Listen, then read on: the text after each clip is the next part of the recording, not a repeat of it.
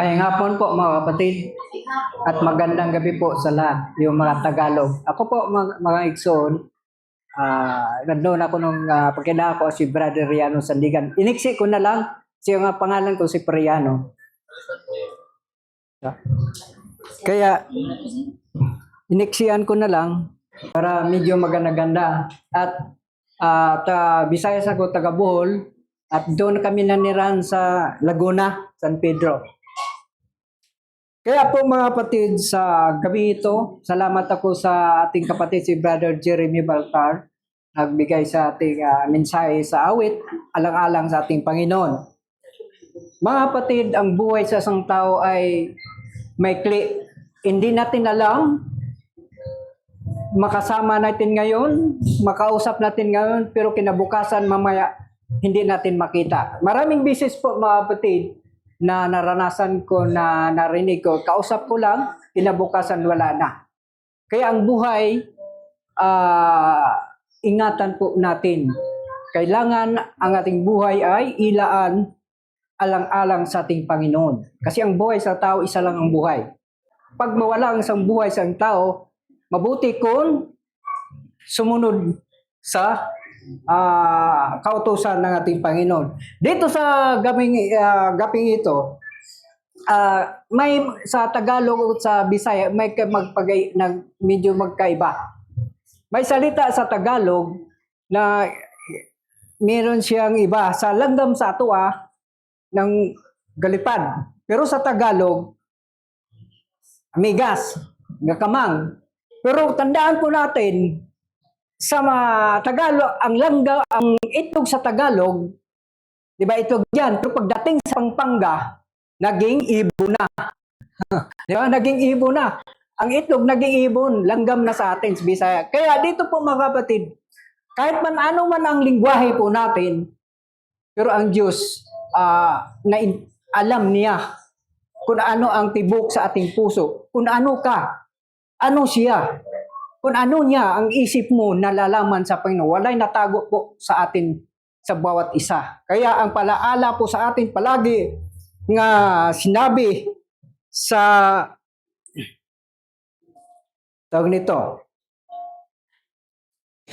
sa Salmo 51 verse 10, create me a clean heart, O God, and renew a right spirit within me. Clean heart. Sino man sa atin po mga kapatid na malinis ang puso, taas ang kamay? Wala. Di ka kagarantiya na ang puso bawat isa ay 100% o 90% malinis. Only Jesus. Pero sabi ni Haring David, Lord, bigyan mo ako ng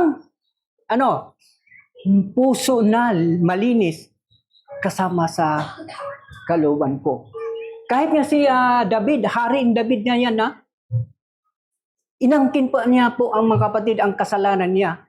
Hiningi pa niya ang malinis nga puso. Alam natin si King David, King Solomon pala, King Solomon ay the wise man. Sabi ng Panginoon, Haring Solomon, humingi ka sa akin kahit ano. Anong hiningi ni Solomon?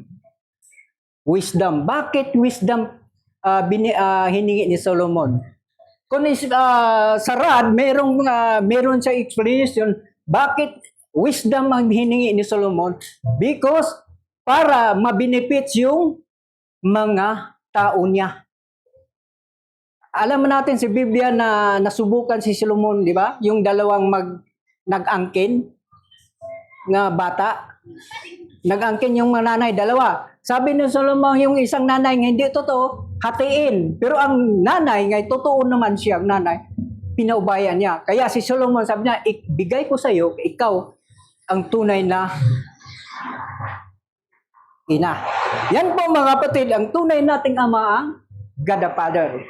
Dito po mga kapatid, bakit ang puso sa isang tao, mahirap po mga kapatid, baguhin ang isang tao na mataas, pride. Di ba sabi ng inspiration, teachable heart and teachable spirit and humble heart. maturuan na espiritu at makumbaba na puso. Kaya dito po mga kapatid, sinabi ng Bible muna tayo, sinabi ng Jeremiah 17:9 and 10, the heart is deceitful above all things and deceitfully wicked, who can know it? Ang puso ay mandaraya. Sa lahat ng mga bagay, ang anong puso? Mandaraya. Mangliling lang. Subukan mo. Minsan ang mga binata, kahit hindi niya mahal ng isang babae, sabi, mahal kita. Di ba? Naranasan, mahal kita. 100%. Pero hindi pala yung totoo. Yan ang pusong mandaraya. Pero sa pagmahal natin sa Panginoon, ito ay 100%. Ang Panginoon po, mga kapatid, kahit anong uri ka nga tao, kung sino ka man, 100% niya, binigay ang buhay niya doon pa sa Kalbaryo sa krus para tayo ay malinis sa bawat isa po sa atin. Kaya ang sukli po sa atin, mga kapatid, ay pagmamahal sa ating Panginoon na sumunod o baguhin po ang ating karakter. Kaya ang bawat isa po, mga kapatid, ang karakter sa bawat isa sa atin magkaiba. May karakter sa bawat isa, kahit makarinig na, sabi ni brother, narinig ko, makarinig lang siya, tupitingkat na iyang tinga. Kahit sa akin po, mga kapatid, ganun din. Pero sadya po, mga kapatid, blessed po ko sa bisan mensahe. Noong una, mainit ang ulo ko, pero ngayon po, unti-unti na nabago. Dahil sa message, pinakita sa bisan. Yan po, may matutunan po tayo po, mga kapatid, may magbago po sa ugali, no? Importante ang ugali po, mga kapatid, ay ito ay magbabago. Sabi ng Marcos chapter 7, 22 and 21, saglit lang. 21 hanggang 23 to o 24. Sabi dito, ano pa? Ang kasakiman, ang kasamaan, no, yun na po mga kapatid. Saan galing ang kasamaan, kasakiman? Sabi ito, ang pagdaraya ay kalibugan, ang matang masama. Baka meron po tayo dito, mga kapatid. Kaya iwasan po natin nga. Itong mga bagay na ito ay baka mapahamak po tayo. Dito po sinasabi dito, ang matang masama, ang kapusungan, ang kapalaunan, ang kamangmangan, ang lahat ang mga bagay ito ay iwasan. Pero hindi 100% mga kapatid ay may iwasan po natin. Kahit mga rad believer po tayo. Kahit na-experience po sa akin po sa aming iglesia, doon sa aming iglesia bilang elders doon, kasi pinili ko nila, na minsan may mga kapatid talagang hindi mo talaga masabihan. Ayaw masabihan. Kaya gusto kasi yung pride sa isang tao, yan ang gusto ni Satanas. Yung pride sa isang tao po, mga kapatid. Once nga isang tao may pride, ang lahat ng tao talaga may pride. Kahit sino man sa atin, may pride. Maniwala kayo sa hindi, no? May pride ang tao. Mahirap diyan sabihan mo nga mali. Nga ikaw ang tama, siya ang mali. Mahirap siya tatanggapin yan. Lalo na yung pinag-aralan po, mga kapatid, mataas. Sasabihan ng nagsabi sa mababang uri, hindi niya tatanggapin yan. Dito po, mga kapatid, sabi niya, wala. Sabi dito, sabagkat mula sa loob, mula sa puso ng mga tao lumaban sa masamang pag-iisip, ang mga pagigapid, ang mga pagnanakaw, ang magpatay sa kapwa-tao, ang mga pangaluluya. Saan galing yung mga ito? Galing saan galing? Mind ba? Sa heart. Bakit po mga kapatid, binigay ang Diyos, bakit ang heart man tinutukoy isang tao? Hirap baguhin ang puso ng isang tao.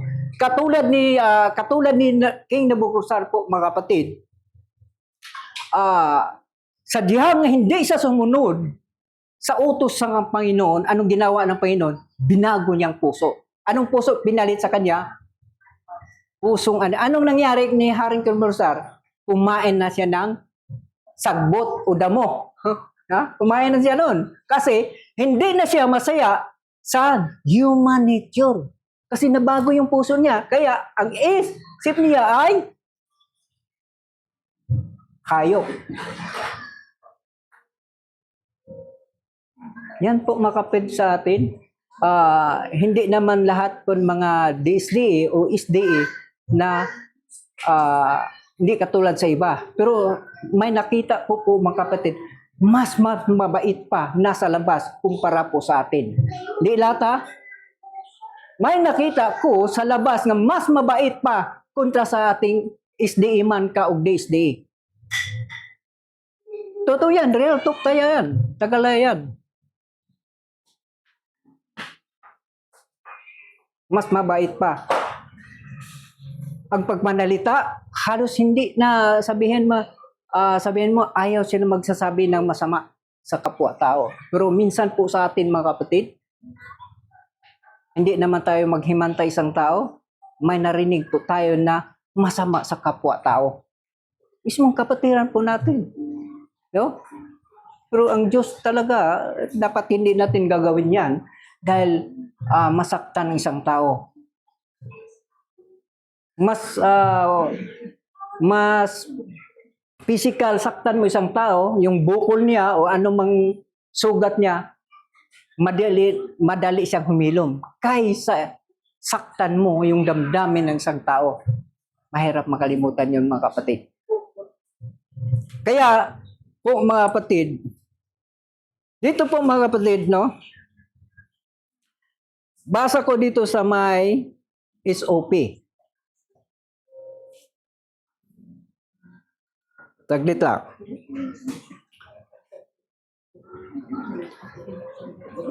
Sabi dito sa may symbolic code number 67 page 7 na 12. In the views of glorious prospect, no one should neglect the opportunity to become a candidate for a change of heart. Ngayon ba o susunod pang oportunidad po sa atin? Ngayon. Kung di mababago po ating ating puso po, bakit? Mga kapatid, hindi po tayo candidate sa heaven. Meron diyang statement na hindi din tayo candidate doon sa langit. Kaya dito pa lang, sinananay po tayo nga sa bawat gathering tayo dito. Nagpasalamat tayo na nakita ko sa ating mga kapatiran dito na sa online lang nating nakita si Sister Jeneline, si Jen o sino pa dito, basta dami. Nga hindi ko nakita sa personal, Sister Lorna, ngayon ay nakita ko personal. Nakausap ko siya, nakamayan, hindi katulad sa online. Sa online, mag-iba talaga.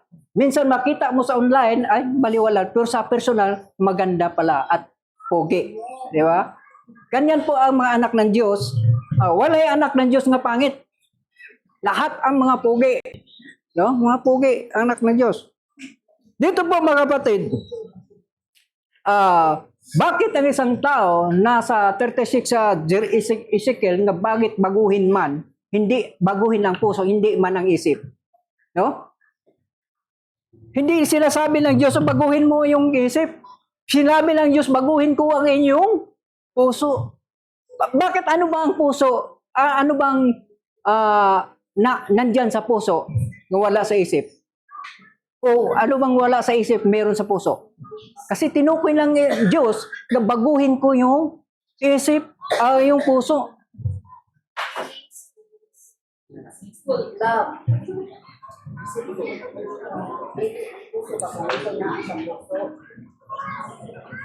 Okay? Katulad po ni Haring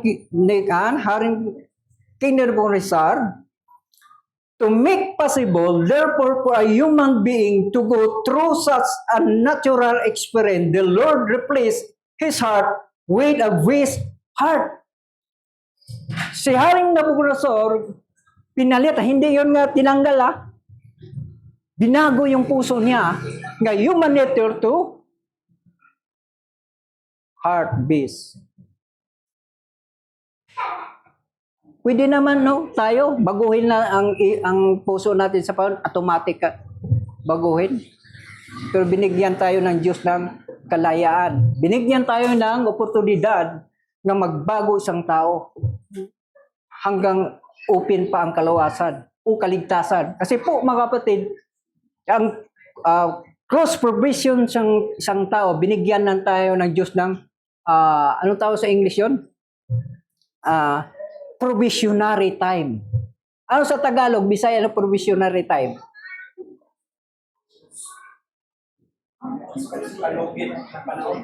Palugit. Palugit.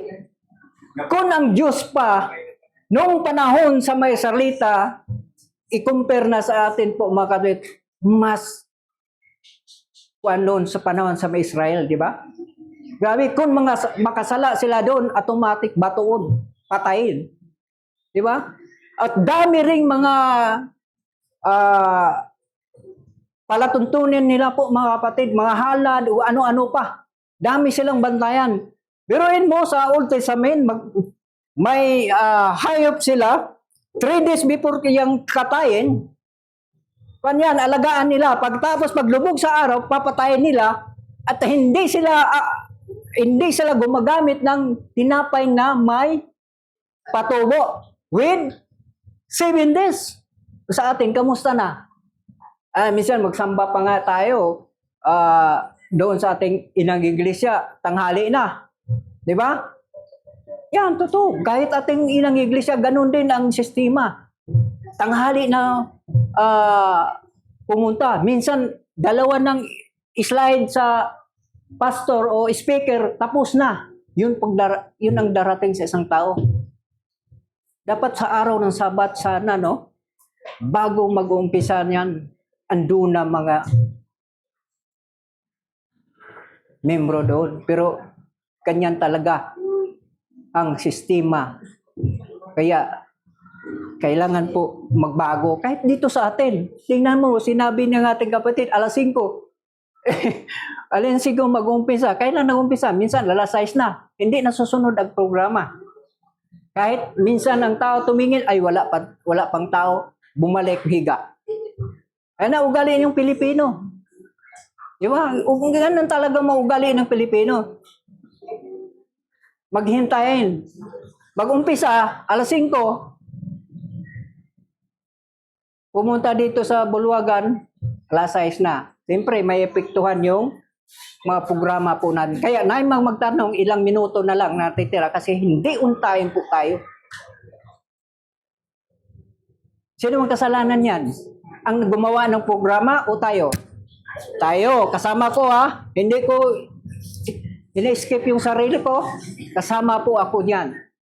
Dito po mga kapatid, kaya sa ang last po,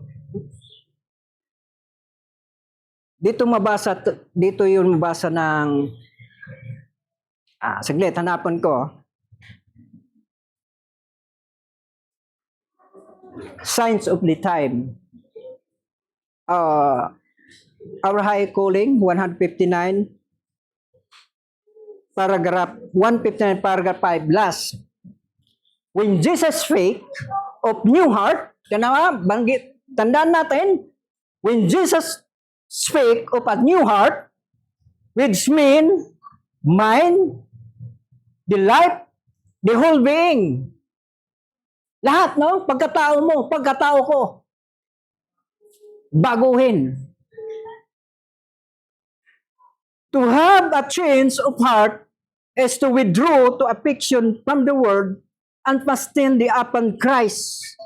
Minsan po mga kapatid, lalo sa ating mga young people, o ano ang uso sa sanlibutan, sumunod po tayo sa sanlibutan. Paano pagbago? No? Paano pagbago po? Imbes sila ating baguhin, tayo ang binago sa sanlibutan.